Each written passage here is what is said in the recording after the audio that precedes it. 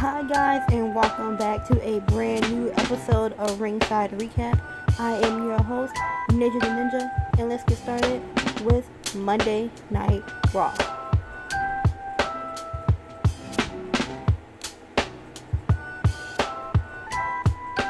So guys, welcome back to the show, and we had a pretty eventful weekend with some more releases. Can y'all even believe it? I know y'all have already seen the releases before I make this video, but I'm gonna go ahead and say it if people want to know or haven't heard. The biggest releases I think we actually have so far, we had Kofi Kingston and Xavier Woods of the New Day asked for their releases and they were granted. So now they're no longer a part of WWE. Now, this is for what I heard and for what I saw during the weekend, so I'm not sure if everything is 100% true. Now, I know the company TKO wanted to restructure their contracts. Okay. Restructure the contract. Okay, that's cool. But from the rumors I saw, they wanted to basically want them to take a pay cut of 50% off their paychecks. 50% is a lot. Now, you want to restructure my contract? Okay, 10%, 20%. Okay, cool. You're not really irrelevant no more like you used to be. You really haven't been irrelevant since Big E separated, you know. So, okay, I can see that. But 50%, and then y'all still got them wanting to do on TV and everything. Yeah, no, you're not gonna play in my face and take half of my money and then probably eventually just like release them anyway. Yeah, no. So that has been one of the biggest releases in my opinion that has happened so far this year. And then we have another surprising release of JC Mateo and Tonga Loa from MFT, which this one is also weird too because they were all just on TV last week. I mean, it was like, well, 1 week it was Tyler Tonga wasn't on TV, and then everybody else was, and then this past Friday you only had Solo and Tyler, and everybody else was no longer to be found. So, yeah, they released JC Mateo and Tonga Loa. So, well, honestly, it's not really a surprising thing. It's not like they really have been doing anything. They really have not been a big time contribute to MFT, in my opinion. But everybody else in the group has been showing a little more, just a little more of attention. Like, people can see them more. They're more vivid in their storytelling than those two. So it's surprising, but not really. But for this Monday, I think I'm kind of excited for this one. I feel like it's gonna be a okay show. I know I saw that Jacob and Roman are gonna go back face to face again. So then also we have Sol Ruka coming to Monday Night Raw and probably having a match with somebody. But yeah, that's all I saw so far on social media. I try not to look on social media to see what's going to happen on the show because I want to be surprised. I want to be in the dark. But it's kind of hard because everybody is sharing everything so fast as soon as they post it. But anyway, so y'all, after all that, let's get started with the show. So y'all, Monday Night Raw started up with Roman Reigns marching from out of his car and just storming into the arena. But before he even gets to the ring, GM Adam Pearce stops him and tells him that Jacob Fatu isn't here right now in the building, so you gotta calm down and wait for him to get there later for their contract signing they're gonna have later on in the show. But as soon as all that was happening, Seth Rollins come out and basically look Roman in the eye and tell him to get out of his way. So that was done. So Steph started coming out to the ring, walking down, and he didn't even make it to the ring before Braun Breaker came and just beat him senseless in the ring.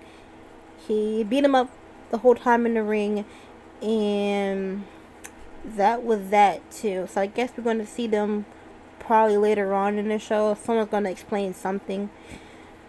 So the next segment we had a quick little Judgment Day segment. Liv Morgan, Roxanne, Raquel, Dominic, basically saying that Stephanie Valkyrie is injured, which she is legitimately injured, so you're not going to see her for a little while. And Liv basically chewing out Roxanne for Roxanne not saying anything to Liv about Finn Balor getting inside the clubhouse last Monday. So then Liv basically makes Roxanne promise her to tell the secrets that she knows if someone comes in here and yada yada yada. And Roxanne is like, you know what, I promise. And you already know that Roxanne is going to end up crossing Liv by joining Finn. I already see it. Something's going to happen, and Roxanne is just going to like catch them talking about her or whatever, and then she's gonna unwail on Liv and Raquel. So I can see a match between them two coming up, probably, if it's not next month, then probably somewhere between SummerSlam. So guys, the first match of the night, we had JD McDonough versus Finn Balor, and y'all sure know how this went on about the Judgment Day coming around, attacking Finn, ambushing Finn, getting the ref distracted, and just the whole mumbo during the whole match. But of course, at the end of the match, Liv tosses Roxanne a hammer that Dominic had, and Roxanne ended up hitting Finn in the throat with the hammer, and then JD McDonough headbutted Finn, and he won the match. Did not have that on my bingo card. Did not think JD McDonough will win against Finn, but he didn't get a clean win. But so another successful Judgment Day match of them just ambushing their opponents and getting a win off of just ambushing people. But anyway, so y'all, we get a quick little segment with Seth Rollins. The interview where Jackie asked Seth Rollins, is he gonna be okay for Backlash because Braun Breaker ended up spearing him in the ring, and Steph is like, you know what, yeah, basically told that kid to take his chances, and I'm not dead yet. So that was it with that. I'm just gonna gloss over that little interview. So y'all, we get a quick little The Vision promo. I'm gonna gloss over this too. Basically, The Vision was making fun of Joe Henry, and Paul Heyman basically saw them joking around, and Paul Heyman asked Braun Breaker, is Steph still breathing? Breaker said yes. And basically, I feel like Paul's like, you know what, y'all the only people I have left. Do not embarrass me. Logan, I know you have problems with Joe Henry, but tonight you're not facing Joe Henry. Austin is later on, and that was it. I glossed over this one too. Okay, y'all. The second match of the night, we had Penta and Javon Evans versus Rusev and All Ego Ethan Page. And this match was a good match. Great back and forth match, but Ethan Page and Rusev picked up the win. Um, it was a great match. I really liked this match.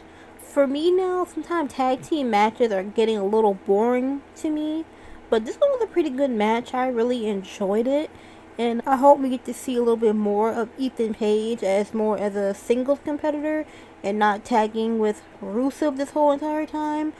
But yeah, so I'm gonna give that match probably a good 7. Now I don't know if I rated Finn's match, but I'll give it like a 5 because I didn't care about that match at all. But um, I have a quick question for y'all. What do y'all think about this like WWE club thing? Like, it's some type of program you can be put on a wait list to see get all this type of stuff, and stuff half off. Go to certain events that they guess set you up for. I wonder what y'all think about that. Because I'm thinking about it, but I'm not sure if it's even worth the investment. Because where I'm from, I live far away from any big old city. So, I wonder if y'all have done the WWE Club ID thing. Let me know. Let me know in the comments, and let me see if y'all are interested in it. Or we can just talk about it for a little while.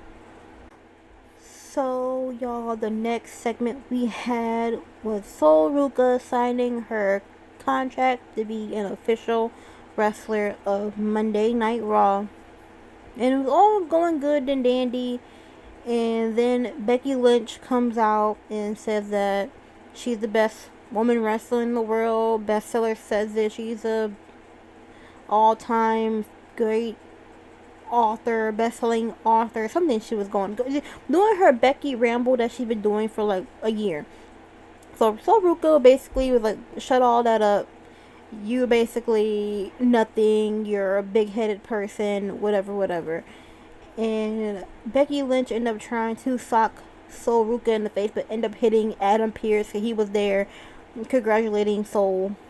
And then Sol ended up hitting Becky Lynch with the Soul Snatcher and almost fell. She slipped off the rope, but then she kind of recovered, and it connected with Becky helping out a little bit. You can see it in the video. But that was good. Quick little segment. Just happy to see Sol Ruka. Seeing clips of her on her NXT journey, and she looks good. So hopefully we could see more of her next Monday. So y'all, we get a quick little Uso segment of Jackie asking the Usos once again about Roman and Jacob, and they're just saying that Jacob crossed the line with family matter, the bloodline issues. At the end of the day, Jacob gonna find out what happens to him. The same spiel we've been hearing for the past 2 weeks.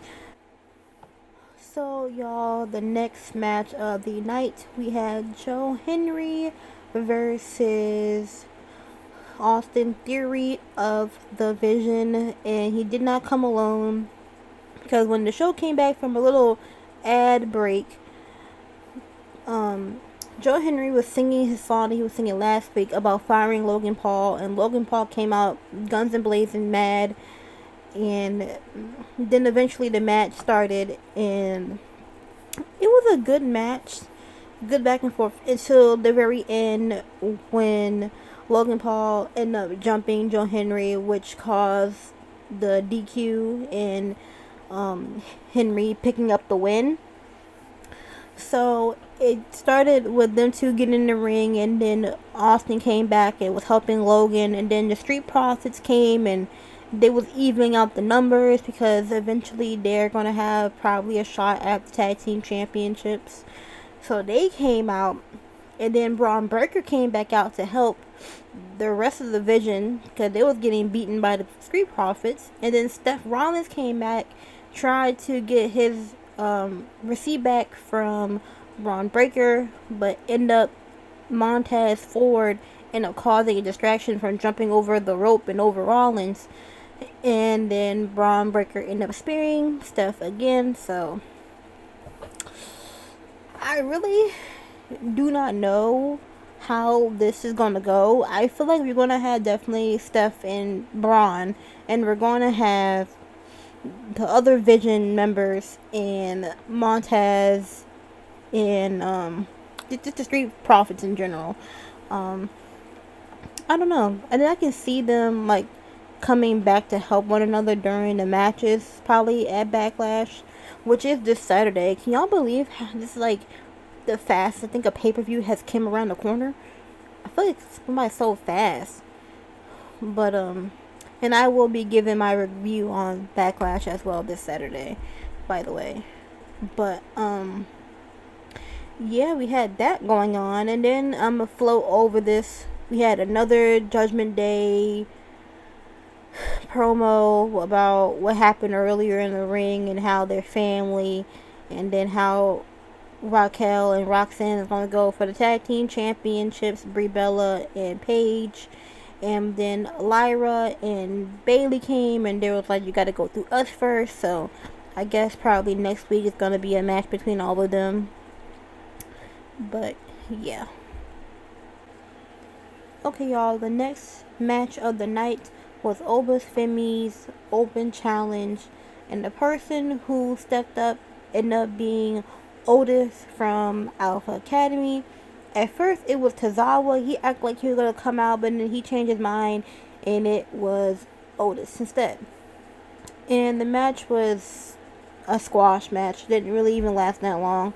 And of course, Oba won the match, and that was the end of that. So then we double back to Steph Rollins, and then the Street Profits and Joe Henry basically wanting answers for, everything, and then Steph wants answers for everything. And Steph is like, you know what? We all have a common enemy, and that is the Vision. So stay out of my way, and I'll stay out of your way. So, yeah. We're definitely going to see something on Saturday, how that's going to play out with all of them. So, y'all, we get a quick little promo with Asuka and Io Sky, and basically they're just hyping up their match for Saturday. Really ain't nothing too serious. Io is like, you're not the same person who taught me, and Asuka is like, you're not the same person who I taught. And they're just going back and forth, and then Asuka sprays Io in the face with the mist, and that was that for that segment as well. Okay, y'all, the last match of the night, we had all of the El Grande Americanos, Los Americanos, all their men in a 6-man tag team match. You have the other Los Grande Americano and the other two people that was with the other one, and then you have the original El Grande. Now he had these two new people that at this point I don't even know. There's too many of them going on. There's too many people going around. I can't keep up with them. But anyway, the original El Grande won their match, and that was it with them.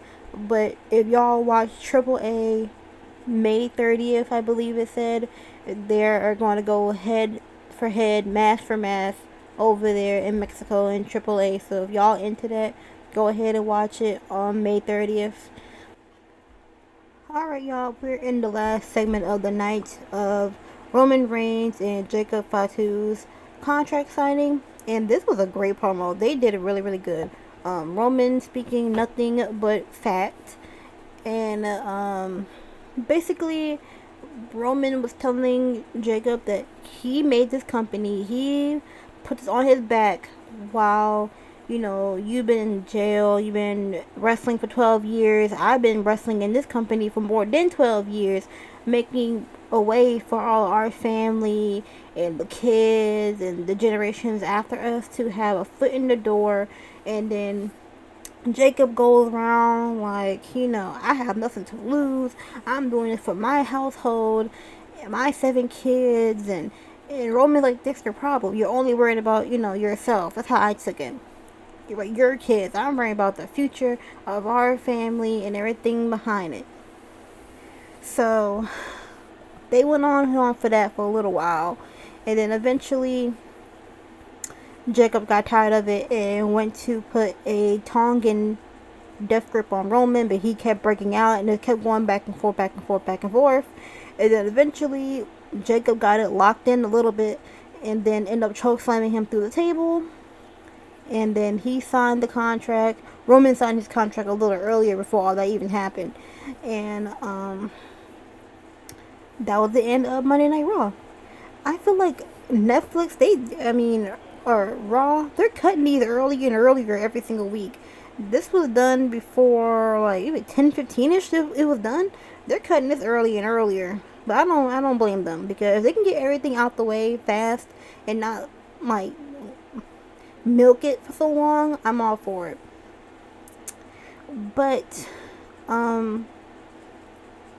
this is how I feel about them two in this match. I feel like they're both fighting for the same thing, but doing it in a different way type thing. Roman is kind of like fighting his old way, and Jacob is trying to do it in the new age way. Well, not even new age, because he's not even that younger than Roman, but he's just paving his way, a different way to get there to the top. So I don't know. I know I can't wait for Saturday for this match. I think it's going to be a good match. And I'm surprised that the Usos didn't come out and try to stop this. Because, they was advertising for Roman this whole night. But, anyway. But, that was the end of the show for today. I'm going to say the best match of the night for me was Penta and Javon's match earlier in the show. I really enjoyed that. I think that was probably the best match of the show. I wish they get better at these matches. And they had no women's matches today, which is surprising. So, I don't know. But I would like to hear y'all opinions about the show and everything that's going on in WWE. Just to see if all of our, thoughts are on the same page with everyone and everything. Or tell me what you do like and what you don't like about what's going on right now. But after all that, thank you for watching the show. Please be sure to like, subscribe, comment, share with your friends if you want to, and just continue to stick around. And I know I did not say this a couple days ago, but I ended up getting a new subscriber. So shout outs to you, subscriber number 7, all for you. I forgot to say that a couple of days ago when I saw it. But shout outs to you, number 7. Thank you for subscribing, and hopefully we get some more people who wants to stick around and listen. But once again, thank you for listening and watching, and thank everyone who also views it and likes it if you want to. Thank you so much. And be sure to be blessed, love one another, and mental health matters.